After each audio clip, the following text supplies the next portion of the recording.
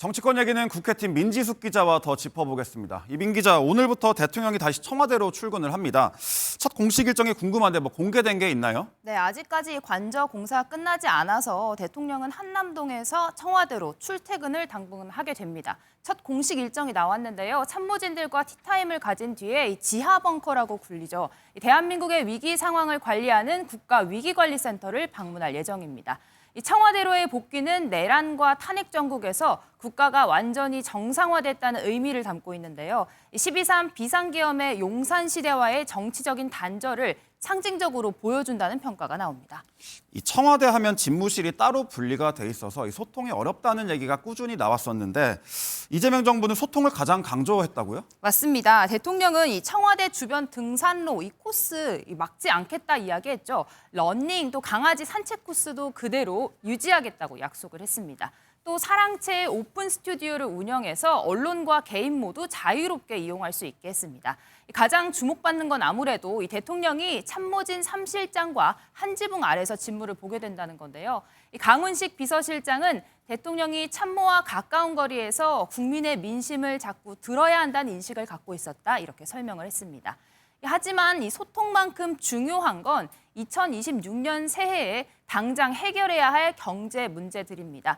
대통령이 직접 밝혔듯이 뒷걸음질 치는 잠재 성장률 반등을 위한 대책이 시급한 상황인데요. 당장 최근 1,400원대 고환율과 물가 상승 압박이라는 시급한 현안을 해결해야 하는 과제로 떠오르고 있습니다.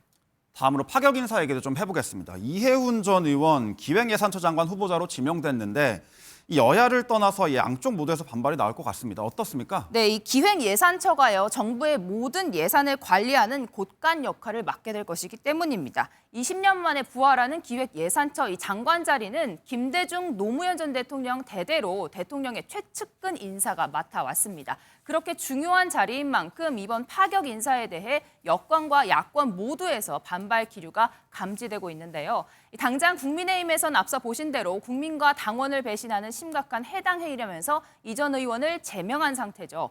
여권에서도 우려의 목소리가 만만치 않습니다. 민주당 윤준병 의원은 이 대통령을 내란 수괴라고 외치고 윤석열 내란을 지지했던 이 후보자에게 정부 곳간의 열쇠를 맡기는 행위는 포용이 아닌 국정원칙의 파기라고 강하게 비판했습니다.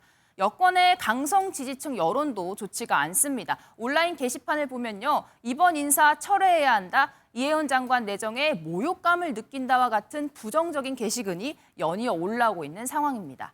하지만 이런 반발에도 이번 인사가 내년 지방선거를 겨냥한 승부수라는 해석이 나옵니다. 당장 위태로운 경제 상황에 재정 건전성에 대한 우려가 나오고 있죠. 이 대표적인 보수 경제통 인사를 기용하면서 중도 보수 여론을 어느 정도 끌어올 수 있다는 계산이라는 겁니다.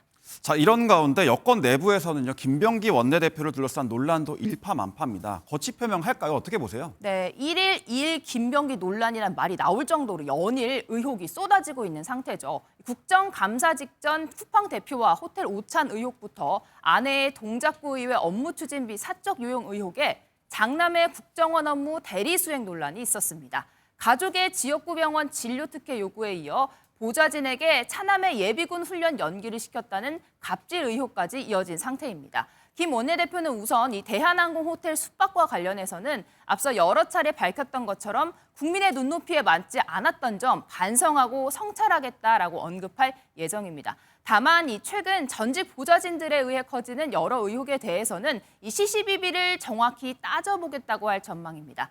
사실관계를 명확히 밝히는 게 먼저란 입장일 만큼 이 당장 내일 기자회견 자리에서 사퇴를 이야기하지는 않을 것이라는 게 중론입니다. 정청래 당대표도 원내대표는 선출직이라며 이 자리에 무게감을 실어줬죠. 여러 건의 고소고발로 원내대표가 수사 대상이 되면 당의 부담이 커질 수밖에 없다는 시각에 대해서 일단 직을 내려놓고 의혹을 해소해야 한다는 목소리 또한 커지고 있는 상황입니다.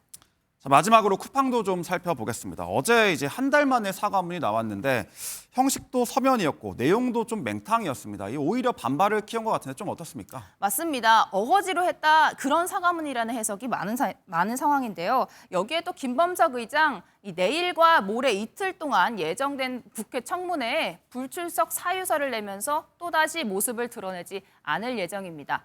김 의장은 없지만 청문위원들은 쿠팡의 유출자 단독 접촉과 정부 패싱 수사 결과 단독 발표에 대해 강도 높은 문제 제기를 할 전망입니다.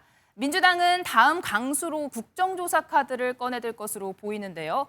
보통 하루 이틀 동안 진행되는 청문회와 국정감사와는 달리 이 국정조사는 특정 사안에 대해 최대 60일까지 심층적인 조사가 가능한 만큼 김 의장을 압박할 수 있는 수단이 될 수 있을 전망입니다.